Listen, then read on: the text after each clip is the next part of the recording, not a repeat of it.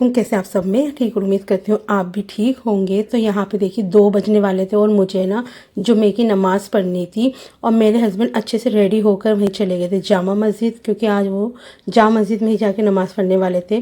फिर सही टाइम पे तैयार हो गए थे और चले गए थे और मुझे ऐसा लग रहा है मेरी आँखों के नीचे ना काले काले डार्क सर्कल होने लगे हैं, तो इसके लिए भी कुछ ना कुछ करना पड़ेगा। और मैंने आज ये वाला ग्रीन कलर का सूट पहना है और है ना बाहर जो है ना मौसम इतना मस्त सा हो रहा है। मैं तो आराम से लेटी हुई थी कमरे के अंदर अपने, मैंने जाके देखा तो इतना प्यारा हसीन मौसम हो रहा था। एकदम से ना गर्मी हो रही थी, तो ठंडी हवा चलने लगी और घटा भी हो गई थी। और यहाँ पे मैं छत पे जा रही थी, क्योंकि छत पे कुर्सी जो है ना धो के उसे सुखाने के लिए रख रखा था, उसे साइड में रखूँगी। तो यहाँ पे देखिए कबूतर के बच्चे कितने बड़े हो गए और उनके पर जो है ना इतने बड़े बड़े हो गए, पर इन्होंने एक गंदगी मचा रखी है, पर्दा पूरा गंदा कर दिया है। बाद में इस पर्दे को भी धोएंगे जब ये बड़े हो जाएंगे। तो देखिए एकदम ठंडी और बढ़िया हवा चल रही थी और बहुत तेज़ हवा चल रही थी, तो इसलिए मैं बस थोड़ी देर के लिए ही रही थी। तो यहाँ पे ये कुर्सी सूखने के लिए पड़ी हुई थी, इसे साइड में रखा। और यहाँ पे ये मुर्गा इतनी ज़ोर ज़ोर से बाग दे रहा था। और ये ना मुर्गा यहीं पर है ना किनारे किनारे पे ना इस यानी कि बिल्डिंग पे ना यहाँ पे किनारे किनारे पे ना चलता रहता है। एक बार है ना हमने भी है ना यानी कि ये बाग पाले थे मुर्गे, और है ना इतने ख़तरनाक थे वो, तो उड़ के ना दूसरे घर में चले जाते थे। हम तो जो भी चीज़ पालते हैं ना वो हमें परेशानी करती है।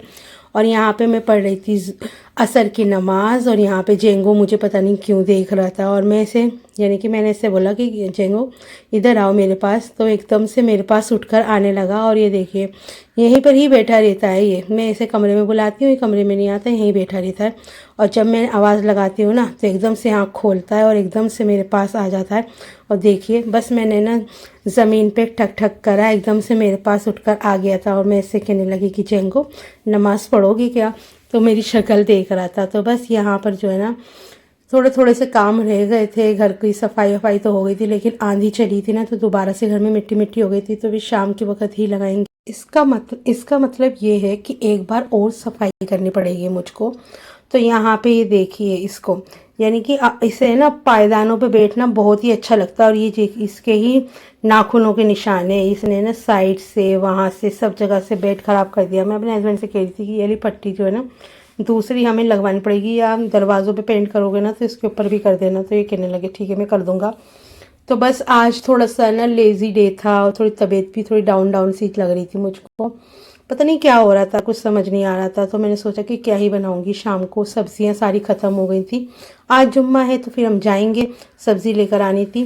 तो यहाँ पे मैं बनाने लगी थी आलू की तहारी, और काले वाले चने जो है मैंने उबाल के रख रखे थे वो भी इसमें थोड़े से डाल दिए। ये वाली तहारी भी बहुत अच्छी बनती है। तो बस सिंपल सा खाना बनाएंगे, और चटनी वगैरह तो रखी हुई थी। तो यहाँ पे जो है मेरे हस्बैंड भी आ गए थे, और यहाँ से हमें ना मार्केट गए थे, और मार्केट से होके फिर हम आए थे, फिर हमने खाना खाया था। तो वहाँ से बहुत सारी सब्जियाँ लेकर आए हैं, 3-4 तरीके की सब्जियाँ, और लहसुन अदरक और नींबू, और यानी कि घर का बहुत सारा सामान लेकर आए थे, दालें वाले भी लेकर आए थे।